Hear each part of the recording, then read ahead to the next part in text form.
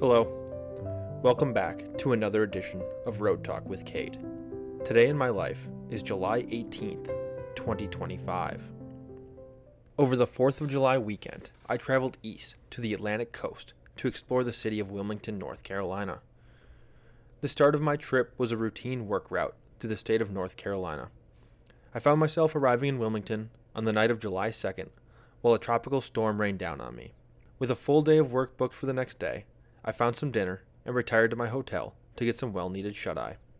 With a little bit of free time before bed, I took some time to do some research about where I'd be staying for the next few nights. To highlight what I found, the city of Wilmington sits at the head of Cape Fear River. The port town was founded on February 20th, 1739. Many of the original inhabitants of Wilmington came from other British colonies, predominantly being made up of indentured servants that had earned their freedom and were looking for a fresh start in a growing town. The rest of the labor demand was filled by the importation of slaves from Africa. It was, and still remains, the largest port town in North Carolina. It is also home to a very large movie scene, having the largest movie studio complex outside of the state of California. I had a whole other page written down about the history of the town, but due to how long this script became, I thought I'd leave it at that. Let's get into my 4th of July weekend. As I stated, I got into town on Wednesday night, where then I worked the next day, prepping my trip to Atlanta for the following week, while in the afternoon, I visited the local labs around Wilmington. After my last stop, my Airbnb wasn't ready yet, so with my downtime, I visited the Bellamy Mansion. The building is predominantly styled in Greek Revival and Italianate architecture. My favorite part of the house was the belvedere at the top of the house, allowing you to look out around the surrounding parts of town. The Bellamy Mansion sits inside of the historical district of Wilmington, surrounded by stunning churches, homes, and a business district, many of which have been around for well over 100 years. There is tons of great history of the founding of America along these streets. After my hour-ish long tour at the Bellamy, my Airbnb was ready, allowing me to travel to the south side of town and unload my belongings. With work over for the week, I was free to really start my vacation now. The destination was Carolina Beach, to find some entertainment for the night. The first stop of the night was at Good Hop Brewing Company. It was on my way to the free parking lot, so I felt as if though it was only right to stop for a local pint. A fun feature I found inside the brewery was their beer mug club. Behind the bar, there were 200 glass beer mugs hanging on the wall. Each mug bought out by a local resident for a one-time purchase of $100. Being in the club provides you with one free beer per month for life. $100 sounds like a steep entrance fee, but after the first year it equates to about $8.33 per beer, which isn't too far off of a pint there anyways. So doing the math, if you live there, you'll make your money back one day. After a beer, I felt it was time to find myself on a sandy beach, or more accurately, a place to eat dinner with a view of a sandy beach. That locale being Hurricane Alley, with a second-story deck overlooking the ocean. For dinner, I had deep-fried grouper fingers and seasoned fries. More importantly, I found a few locals here that could give me the lay of the land, providing me with an itinerary for the rest of my night. Having caught a light buzz and a full stomach, the sun had set far enough for me to stretch my legs. I walked my 2 miles up and down the beach, meandering through hordes of people, the taste of sea salt in the air, a light breeze coming off the ocean, while the waves crashed and cleared my mind. There is never a reason to complain when the sand is between your toes. While on my walk, it dawned on me how much time I've spent on the beach over the past month. Over the past 4 weeks, I've been on 4 separate beaches: Daytona Beach in Florida, Tybee Beach in Savannah, Georgia, Folly Beach in Charleston, South Carolina, then lastly, Carolina and Wrightsville Beach in Wilmington, North Carolina. That is one hell of a run, but that's not even counting the 3 days I got to spend on the boat back home in Wisconsin. I am really living the dream this summer. The main attraction for the night was the Fat Pelican. That old drunk Dusty that I talked to earlier was not wrong. The Fat Pelican is a true one-of-one dive bar. I have never in my travels seen another place like it, which makes sense that it has routinely been rated a top 25 dive bar in the United States. I am not even sure the place is actually a standing building. It felt more like a hut, kept together by a couple boards and decorations nailed on for support.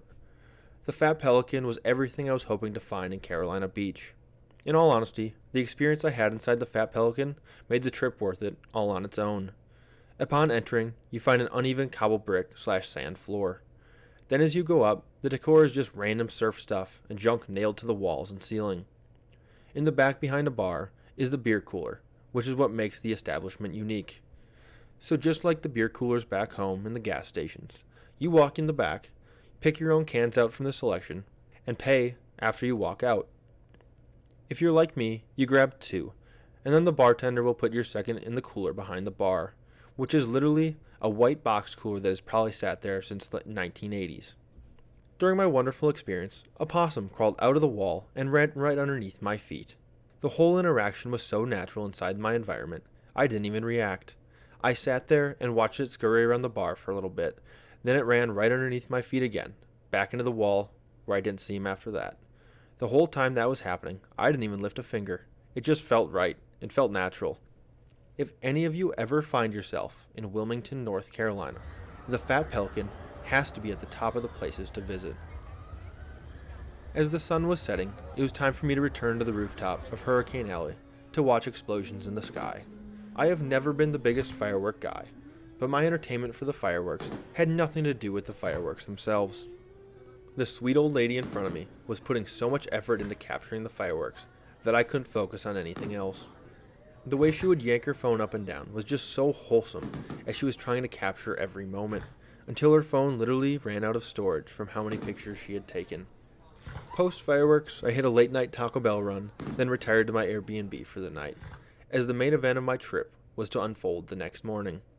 On the morning of July 4th, 2025, happy belated 4th to all of you, I would take my first surf lesson ever. Surfing has always been one of the top items on my bucket list, so my plan was to get up bright and early to get to the beach by beating the holiday traffic. I rolled into the recommended parking lot a little before 7 to find the lot already full, as well as every parking spot along the streets on the island was already full as well. Just an absolutely disastrous start to my day. I worked my way back off the island trying to find anywhere to park. On the next island further inland, I found a parking spot in the Muni lot, where I parked and then hiked my way back down to the beach, then over to where I was supposed to meet my surf instructor Danny. A one-way trip of 2.5 miles left me with a little time to relax on the beach before my lesson started. The sun was already bearing down, so I thought it best to head to the surf shop across the street to re-up on some water and Gatorade to keep myself hydrated for the rest of the day's festivities. After stocking up, I made my way back over to the beach, lathered up with Sunbum, and from that moment forward, it was surfs up. My surf instructor Danny was the absolute man. We did a short 5-minute land instruction and then hit the water. All the land instruction was 2 pop-ups on the board, and he told me that we're gonna be great. When it comes to the conditions, I couldn't have picked a more perfect day. At 9:15 in the morning, the sun was high enough off the horizon, with a slight breeze crawling off the ocean. The tide was low, which made it easy to get a grip of what was going on in the water. On attempt number 1, I successfully got up on the board, and then immediately took a nosedive into the ocean. I caught wave 2 and rode it all the way into the beach. Then the rest of the lesson was off to the races.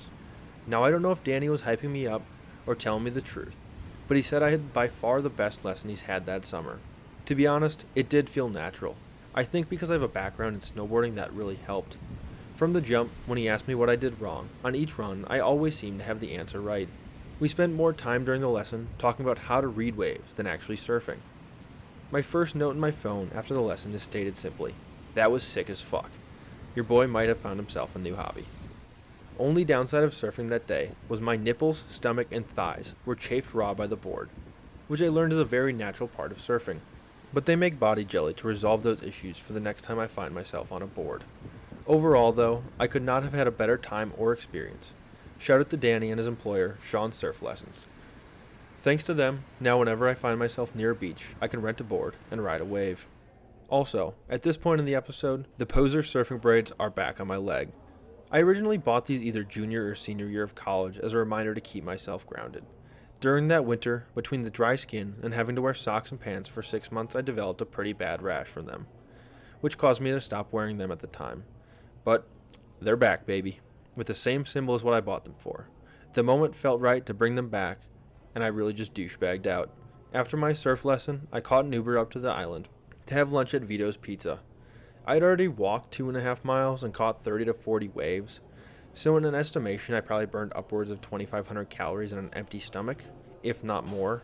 so I thought it would be a good idea to alleviate the pain in my stomach with a couple slices of pizza, which immediately turned into heartburn. I scarfed down my food and then waddled another mile back to my car, doing my best to stop myself from chafing all the skin off the inside of my thighs. The early afternoon featured a well-deserved shower and a well-deserved nap. Refueled from a good hour of shut-eye, I mulled around my Airbnb, trying to figure out what I wanted to do with the rest of my afternoon. To continue my relaxing afternoon, I went over to Wilmington Brewery to read a chapter or two of my book, followed up with a second beer, and wrote a few pages of this script. With 2 beers in the gut and a heartburn trying to ruin my day, I had to stop at CVS on my way over to Winnie's for dinner. After chewing down some peppermint Tums, I could feel my stomach settle for the time being. The reason I chose Winnie's was because it was a recommendation from one of my customers I saw earlier in the week. Winnie's claims to have the best burger in Wilmington. With it being the only burger I had on my trip, I cannot and definitely will not dispute that claim. The burger and the fries I had were absolutely phenomenal. Another must-stop if any of you find yourself in the area. Post-dinner, I parked my car back at the Airbnb and rode an Uber downtown to watch the 4th of July fireworks on the Riverwalk. After searching around at a few different places, I found a rooftop bar that I thought would be a good spot to watch the fireworks. While up there, I ran into a retired man that was wearing a Badgers hat. I made a comment to him about it. He said he was born and grew up in Eau Claire, Wisconsin, but moved down here to retire. We talked Wisconsin for about 30 minutes before his wife pulled him away because his group was leaving. As the night drew closer and closer, the rooftop bar began to rapidly fill up with people, crowded to the point where I lost interest in being up there because I was too tired to deal with the crowd that big. So I left. Where I went down to was the boardwalk area to find a more comfortable viewing spot. From what I was told, the fireworks were being lit off the USS North Carolina that sits right across the river from where I was. Well, that ended up being bad information, and the fireworks were much further upriver than I anticipated. I watched the first part of the fireworks show. With such a bad viewing point, I quickly lost interest. That was where I decided to turn heel and start meandering my way back towards my Airbnb, with the plan of catching an Uber when I got farther outside of the downtown circle. While walking through the beautiful old neighborhoods, I got to take in a lot of great architecture, with empty streets and fireworks launching off in the background. Honestly, I got more joy out of that experience than I would have if I stayed at the Riverwalk. As I continued to walk, I checked my Uber and Lyft apps every so many blocks. While I got closer to my Airbnb, the prices didn't come down, but rather they kept on going up. So I ended up walking back another 2.5 miles to get back to my Airbnb, where I again showered and crawled in bed to let my body rest from exhaustion. 90 minutes of surfing and walking over 6 miles total is enough for one day's work. The next morning, July 5th, was the last day of this adventure. I naturally woke up at 5:30, so I decided to pack my things and get out the door early. Where was I heading? Right back to the beach that I found myself on yesterday, with the same intentions I had yesterday, which was to go surfing again. With the surf shop not opening till 9, I had time to sit on the beach and watch the locals catch waves while the weather was nice. As Tropical Storm Chantel was creeping ever closer, a band of nasty weather came through that pushed me back over to Sunday's Cafe above the surf shop, where I continued to read my book and look out at the rain as it came pouring down. I was constantly checking my weather app to see if it was actually possible for me to go surfing. Right before 9, the rain broke, so I went out and rented a board. When I got back over to the beach, the waves were much higher than they were earlier in the morning. The wind was pushing much harder than it was earlier, and the dozens of surfers that I was watching earlier were no longer in the water. With only an hour before another round of storms rolls in, I paddled my way out into the ocean, putting my best effort forward to recreate the great experience I had yesterday. Between fighting waves that were twice as steep as I had surfed on yesterday, and trying to will every last ounce of strength I had out of my body, I attempted to surf my heart out for that hour I had. Not once did I successfully get up on the board. I spent most of my time getting thrown around like a rag doll between swells. After being beaten, battered, and bruised, the rain started to fall again. That was when I decided to call it a day, because I wanted to make sure to get home at a decent time that afternoon. I got in my car, feeling defeated and exhausted from my trip, partially like I failed with how rough of an ending I had. After a few hours in the car, I was proud of myself for going out and trying, even if it didn't go my way. Overall, I had a great experience in Wilmington, North Carolina, where now I'm looking forward to my next opportunity to hop on a surfboard and conquer a wave. With all that randomness being said, thank you for listening. I love you.